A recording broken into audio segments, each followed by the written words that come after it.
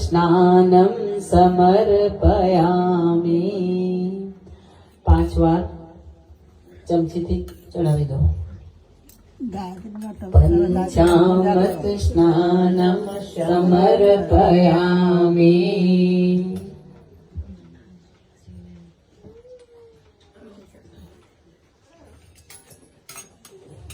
હવે ચોખ્ખું પાણીથી સ્નાન કરાવો।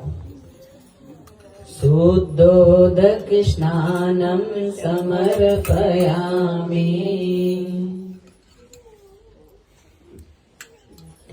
શુદ્ધોદક સ્નાનમ સમર્પયામિ।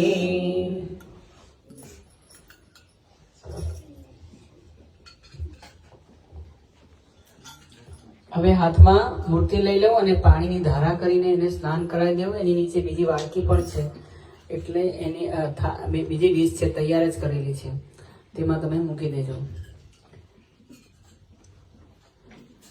શુદ્ધોદક સ્નાનમ સમર્પયામિ। દૈવિક જરાક ઊભા થઈ જજો।